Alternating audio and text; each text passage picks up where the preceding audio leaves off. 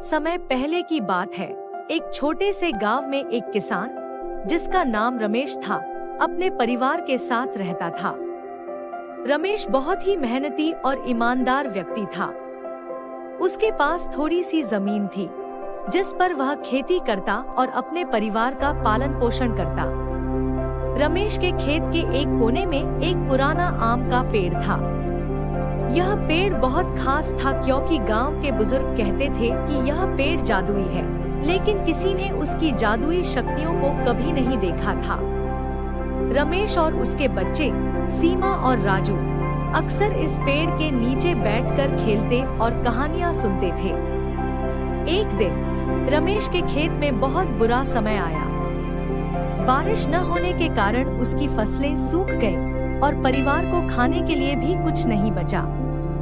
रमेश बहुत चिंतित था और उसने भगवान से प्रार्थना की कि कोई चमत्कार हो जाए जिससे उसके परिवार की मदद हो सके। एक रात रमेश ने सपना देखा कि एक बूढ़ा साधु उसके पास आया और बोला, रमेश, तुम्हारे खेत में जो आम का पेड़ है वह सचमुच जादुई है, लेकिन उसकी जादुई शक्तियों का उपयोग केवल सच्चे दिल और नेक इरादों वाले लोग ही कर सकते हैं। कल सुबह उस पेड़ के पास जाओ और उसका तना छुओ। तुम्हें जो भी चाहिए वह मांगो। सुबह उठते ही रमेश ने सपना याद किया और पेड़ के पास जाकर उसका तना छुआ।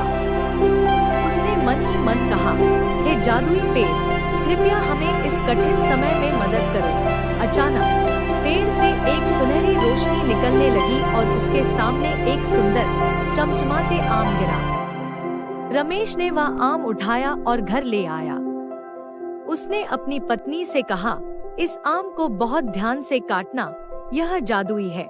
जब उसकी पत्नी ने आम को काटा तो अंदर से सोने के सिक्के निकले। रमेश और उसका परिवार खुशी से झूम उठा। उन्होंने सोने के सिक्कों का उपयोग करके अपनी खेती को सुधार लिया और नए बीज खरीदे। समय बीतता गया और रमेश का खेत फिर से हरा भरा हो गया। उसकी मेहनत और जादुई पेड़ की मदद से उसकी फसलें बहुत अच्छी होने लगी। गांव के लोग भी रमेश की कहानी सुनकर बहुत खुश हुए और उससे प्रेरणा लेने लगे। लेकिन रमेश ने सोचा कि इस जादुई पेड़ का उपयोग केवल अपने परिवार के लिए नहीं करना चाहिए। उसने निर्णय लिया कि वह गांव के सभी जरूरतमंद लोगों की मदद करेगा। जब भी किसी को जरूरत होती, रमेश पेड़ के पास जाकर प्रार्थना करता और पेड़ से जादुई आम गिरता, जिसमें सोने के सिक्के होते। गांव में अब कोई भी भूखा या गरीब नहीं रहा। सभी लोग रमेश की दयालुता और पेड़ की जादुई शक्तियों की तारीफ करते। रमेश ने हमेशा इस बात का ध्यान रखा कि वह पेड़ का उपयोग केवल अच्छे कामों के लिए ही करे। एक दिन गांव में एक भयंकर तूफान आया। बहुत से घर और फसलें नष्ट हो गईं। गांव के लोग बहुत दुखी थे और उन्होंने रमेश से मदद की गुहार लगाई। रमेश ने फिर से जादुई पेड़ के पास जाकर प्रार्थना की। इस बार पेड़ से एक बहुत बड़ा आम गिरा। जब रमेश ने उसे खोला तो उसमें से सोने के सिक्कों के साथ साथ कुछ अनमोल रत्न भी निकले। रमेश ने इन रत्नों और सिक्कों का उपयोग करके गांव का पुनर्निर्माण किया।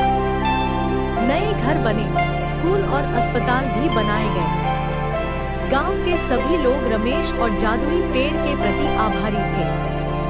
उन्होंने पेड़ की पूजा शुरू कर दी और उसकी देखभाल करने लगे। वर्षों बाद रमेश बूढ़ा हो गया और उसके बच्चे सीमा और राजू बड़े हो गए।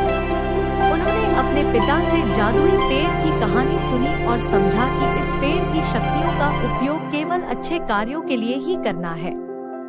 उन्होंने भी अपने पिता की तरह पेड़ की देखभाल की और गांव के लोगों की मदद की।